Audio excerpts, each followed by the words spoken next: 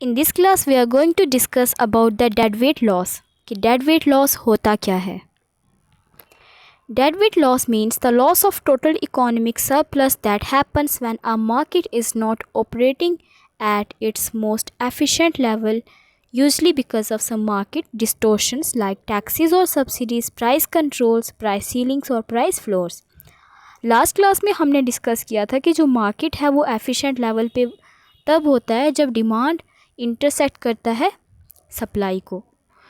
इस पॉइंट पे जो मार्केट है वो एफिशिएंट लेवल पर होता है। हमने डिस्कस किया था कि जो डिमांड है वो रिप्रेजेंट करता है कंज्यूमर के बेनिफिट को और जो सप्लाई है वो रिप्रेजेंट करता है प्रोड्यूसर की कॉस्ट को। इस पॉइंट से लेफ़्ट साइड पे अगर हम देखें तो सप्लाई कर्व किसको रिप्रेजेंट कर रहा है, प्रोड्यूसर की कॉस्ट को। तो यहाँ पे उसको कॉस्ट कम लग रही है जबकि बेनिफिट उसको ज़्यादा हो रहा है क्योंकि इक्विलिब्रियम का प्राइस क्या है 5। तो इस 5 प्राइस पे उसको प्रोडक्शन कॉस्ट कितनी लग रही है 1। इस पॉइंट पे 2 लग रही है, इस पे 3 लग रही है, इस पे 4 लग रही है, जबकि प्राइस उसको कितना मिल रहा है 5 मिल रहा है। इट मीन्स कि उसको ज़्यादा मिल रहा है, जितना उसका अपना खर्चा हो रहा है उससे ज़्यादा उसको मिल रहा है। तो यहाँ तक पहुँचने से पहले उसको क्या हो रहा है, सरप्लस हो रहा है, बेनिफिट हो रहा है। तो ये वाला पोर्शन क्या होगा, प्रोड्यूसर का सरप्लस। यहाँ पे प्रोड्यूसर को क्या हो रहा है, बेनिफिट हो रहा है। अब डिमांड कर्व पे आ जाओ। डिमांड कर्व किसको रिप्रेजेंट करता है, कंज्यूमर की बेनिफिट को। यहाँ पे उसको बेनिफिट 9 लेवल का हो रहा है जबकि प्राइस उसको खाली 5 पे करना पड़ रहा है।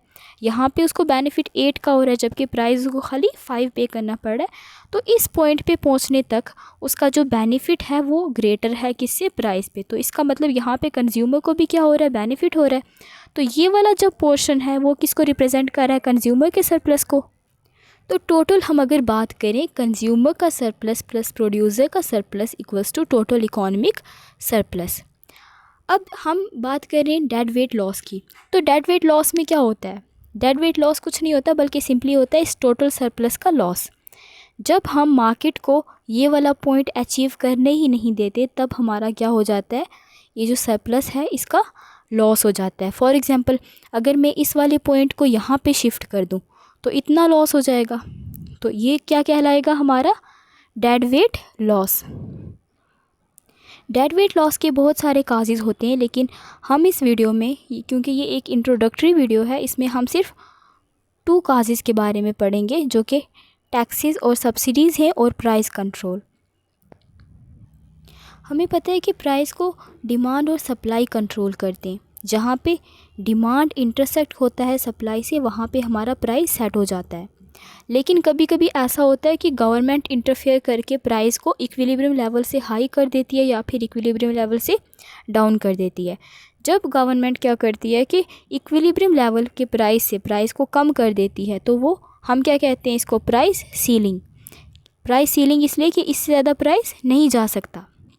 अब ऐसा कब होता है कि कुछ कमोडिटीज़ होती हैं जो हमारी लाइफ के लिए बहुत ज़्यादा ज़रूरी होती हैं, बेसिक नेसेसिटीज़ होती हैं। जैसे हम फूड ग्रेन्स की बात करें और सॉल्ट की बात करें कि अगर इनका प्राइस हाई हो जाएगा जो कि पुअर अफोर्ड नहीं कर पाएंगे तो इट मीन्स कि उनके लिए सर्वाइव करना डिफ़िकल्ट हो जाएगा। तो गवर्नमेंट क्या करती है कि उसके लिए एक मैक्सिमम प्राइस सेट कर देती है कि इससे ज़्यादा इस प्रोडक्ट का प्राइस नहीं होना चाहिए।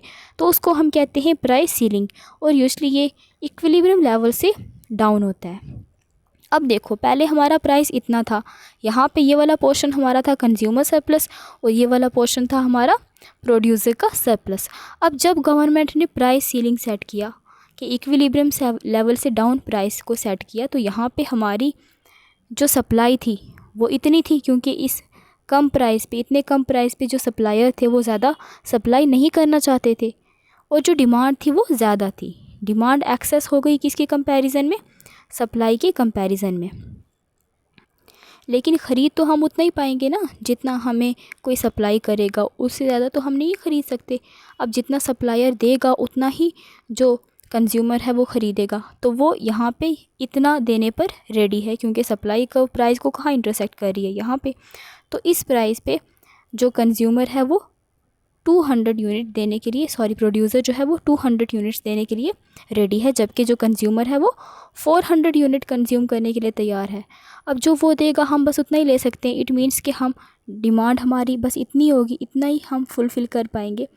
तो ये वाला जो पोर्शन होगा ये हमारा क्या हो जाएगा, डेड वेट लॉस, कि इतना हमने खो दिया। कंज्यूमर सरप्लस भी और प्रोड्यूसर सरप्लस भी। यहाँ से अगर प्राइस हमारा ये होता तो इतना हमारा क्या होता, प्रोड्यूसर सरप्लस, और ये वाला हमारा क्या होता, कंज्यूमर सरप्लस। इट मीन्स कि हमने कंज्यूमर सरप्लस भी लॉस किया है और प्रोड्यूसर सरप्लस भी लॉस किया है।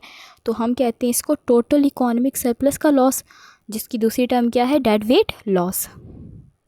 अब उसकी रिवर्स सिचुएशन क्या है, प्राइस फ्लोर, कि गवर्नमेंट क्या करती है, कभी कभी इक्विलिब्रियम से लेवल से हाई प्राइस सेट कर देती है, उसको हम कहते हैं प्राइस फ्लोर। प्राइस फ्लोर क्यों कहते हैं, क्योंकि प्राइस इससे ज़्यादा कम नहीं हो सकता। जो प्राइस सीलिंग था उसको हम प्राइस सीलिंग इसलिए कहते थे क्योंकि वो मैक्सिमम प्राइस गवर्नमेंट ने सेट किया था, अब उससे ज़्यादा प्राइस नहीं जा सकता था।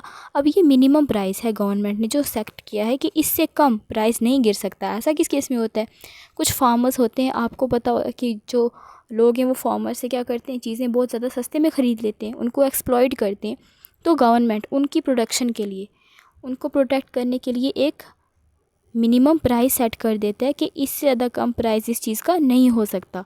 तो उसको हम कहते हैं प्राइस फ्लोर, और यूजुअली ये इक्विलिब्रियम लेवल से हाई होता है। और इस केस में क्या होता है, देखो प्राइस ये है, ये प्राइस का कर्व है, तो यहाँ पे जो डिमांड है वो बस इतनी है क्योंकि प्राइस अब हाई है, जबकि सप्लाई कितनी है, इतनी है। अब इस लेवल पे क्या हो गया, एक्सेस सप्लाई हो गया। कौन सी सिचुएशन अराइज हो गई, एक्सेस सप्लाई हो गई, कि जो प्रोड्यूसर है वो तो ज़्यादा बेचने के लिए रेडी है क्योंकि प्राइस ज़्यादा है, लेकिन जो कंज्यूमर है वो उतना प्राइस पे नहीं करना चाहते, तो वो उतना कंज्यूम नहीं करेंगे, वो ज़्यादा उससे कम कंज्यूम करने के लिए तैयार है, ठीक है, जितना वो सप्लाई करने के लिए तैयार है। तो इस केस में अब वो ज़्यादा तो बेच नहीं ना सकता, उतना ही बेचेगा जितना कि कंज्यूमर क्या करेंगे, कंज्यूम करेंगे। तो इस केस में हमने क्या कंसिडर किया, इतना, कि इतना वो सप्लाई करेगा और इतना हम ख़रीद लेंगे। तो अब इस लाइन के आगे देखो यहाँ पे क्या है, डेड वेट लॉस, क्योंकि अगर प्राइस इतना ही रहता तो यहाँ पे हमारा इक्विलिब्रियम पॉइंट होता। तो इक्विलिब्रियम पॉइंट के ऊपर आपको पता है यहाँ पे क्या होता है, हमारा कंज्यूमर का सरप्लस होता है, और ये टोटल क्या होता है, प्रोड्यूसर का सरप्लस होता है। तो इतना क्या लॉस हो गया, कंज्यूमर का सरप्लस लॉस हो गया, और इतना क्या लॉस हो गया, प्रोड्यूसर का सरप्लस लॉस हो गया। तो हम कह सकते हैं यहाँ पे क्या हो गया, टोटल इकोनॉमिक सरप्लस का लॉस। हमने डिस्कस कर लिया प्राइस कंट्रोल को। अब टैक्सेस और सब्सिडीज़ की बात करते हैं। टैक्स जब गवर्नमेंट लगा देती है प्रोड्यूसर्स पर, तब प्रोड्यूसर क्या करते हैं कि अपने उनकी सप्लाई कॉस्ट में क्या आ जाता है, टैक्स भी आ जाता है। तो ऑब्वियस ही बात है, जब उनकी कॉस्ट ज़्यादा हो जाएगी सप्लाई करने की, प्रोड्यूस करने की कॉस्ट ज़्यादा होगी, तो वो उतना ज़्यादा प्रोड्यूस नहीं कर पाएंगे। तो सप्लाई कर्व क्या होगा, बैकवर्ड शिफ्ट हो जाएगा। तो जब सप्लाई कर्व बैकवर्ड शिफ्ट होगा तब हमारा प्राइस हाई हो जाएगा, सप्लाई कम होगी तो प्राइस हाई हो जाएगा। इस केस में देखो हमारा पहले जो प्राइस था वो कहाँ था, यहाँ था, क्योंकि यहाँ पे जो डिमांड थी वो सप्लाई के इक्वल थी।